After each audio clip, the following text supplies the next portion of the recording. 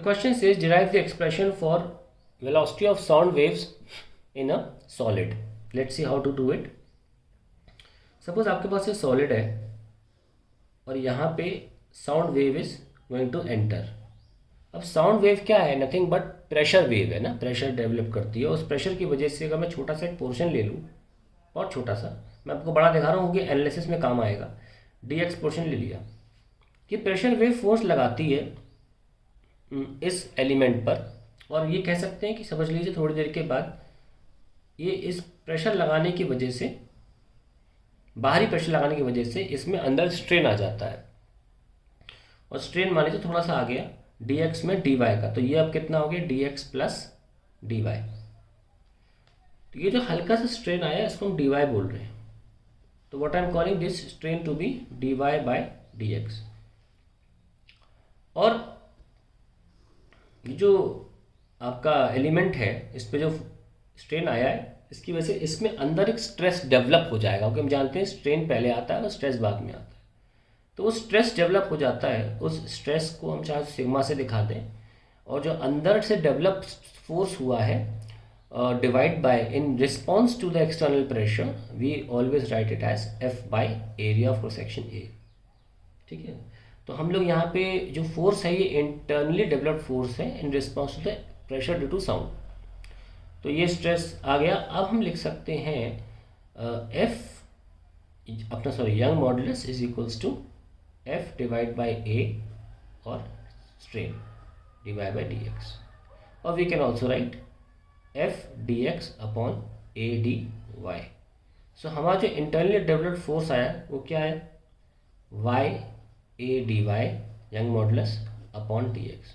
ये आ गया हमारा force. Now at the same time this element का मास हम ले रहे हैं dm, और ये एलिमेंट प्रेशर वेव की वजह से मूव भी करेगा, अपनी जगह से ऑसिलेट करेगा. ठीक है.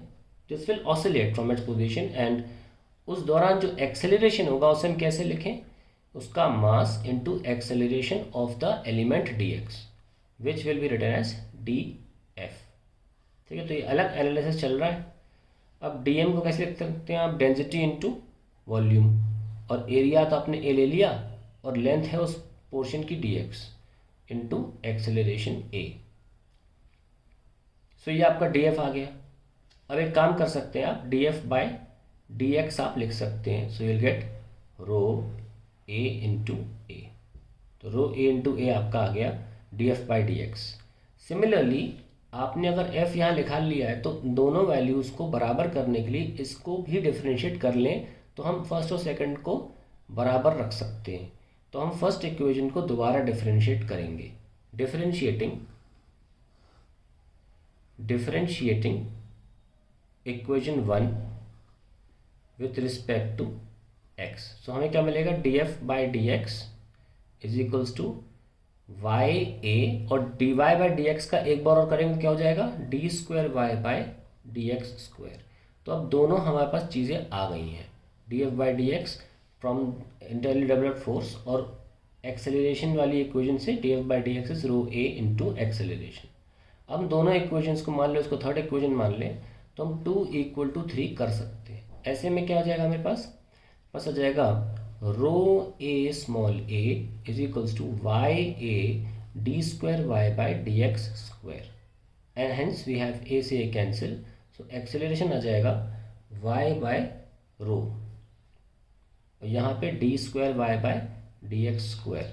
और we can also write D square Y by D T square is equals to Y by rho D square Y है ये Y by D T square D X square. ये y अलग है और ये y तो डिस्टेंस वाला y होता है. ये बड़ा कैपिटल Y लिख रहा हूँ मैं ना. अगर आप नोटिस करिए जो इक्वेशन आ गई ये standard linear differential equation of wave है. तो इसको हम अगर कंपेयर करें अपनी स्टैंडर्ड इक्वेशन से, तो वो होता है 1/v² D square Y by D X square. ठीक है. तो इस लिहाज से हमारा कंपैरिजन करने पर वेलोसिटी क्या निकल के आ रही है? वेलोसिटी आ रही, सॉरी ये v² आ जाएगा यहाँ पे, क्योंकि यहाँ पे t है ना. हाँ, तो सीधा सीधा आएगा, दैट इज y बाय रो. तो कंपैरिजन में हमारे पास करने पर स्पीड आ गई v equals to Y by rho. That is the answer to the और derivation for the finding the velocity in a solid.